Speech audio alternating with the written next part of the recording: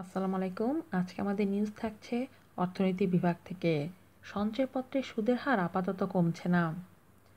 সঞ্চয়পত্রের সুদের হার কমানো হবে বলে অর্থমন্ত্রী বারবার আশ্বাস দিলেও আপাতত তা বাস্তবায়নে যাচ্ছে না সরকার।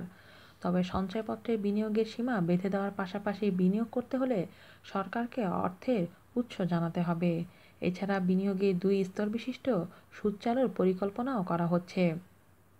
সঞ্চয়পত্রের সুদের হার না কমানো সহ এ খাতে বিনিয়োগের ব্যাপারে একটি গাইডলাইন চূড়ান্ত করতে আগামীকাল বৈঠকে বসছে সঞ্চয়পত্র সুদ সমন্বয় কমিটি।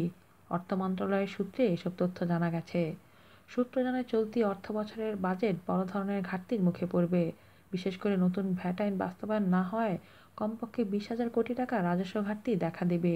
এই ঘাটতি মেটাতেও সঞ্চয়পত্র বড় ভূমিকা রাখছে। এসব দিক বিবেচনা করে সঞ্চয়পত্রে সুদের হার না কমানোর পক্ষে অর্থ মন্ত্রণালয়। তবে শুধু অর্থ সংকটের বিষয়টি সরকার ভাবছে না। সরকারের ভাবনায় রয়েছে আগামী নির্বাচনে এর প্রভাব। কারণ সঞ্চয়পত্রের সুদের হার এই মুহূর্তে কমানো হলে অনেক মধ্যবিত্ত, নিম্নবিত্ত ও পেনশনভোগীরা অসন্তুষ্ট হতে পারে।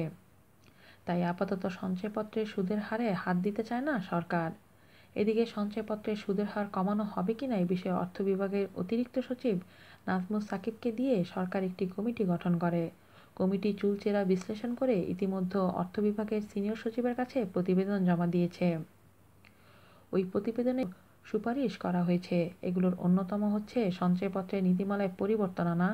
কারণ বর্তমানে নিম্ন মধ্যবিত্ত ও পেনশনভোগী ছাড়াও অন্যান্য অনেক প্রতিষ্ঠান সঞ্চয়পত্র কিনে রেখেছে।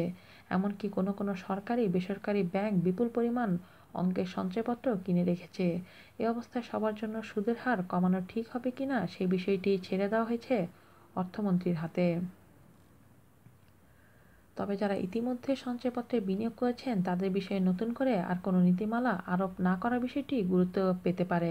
বিশেষ করে অবসরপ্রাপ্ত, চাকরিজীবী, প্রতিবন্ধী, নারী ও বয়স্কদের টাকা সঞ্চয়পত্র খাতে বিনিয়োগের বিষয়টি ইতিমধ্যে চিহ্নিত করা হয়েছে। 2016-17 অর্থবছরের জুলাই থেকে এপ্রিল পর্যন্ত সরকার সঞ্চয়পত্র খাত থেকে ঋণ নিয়েছে 42,099 কোটি টাকা।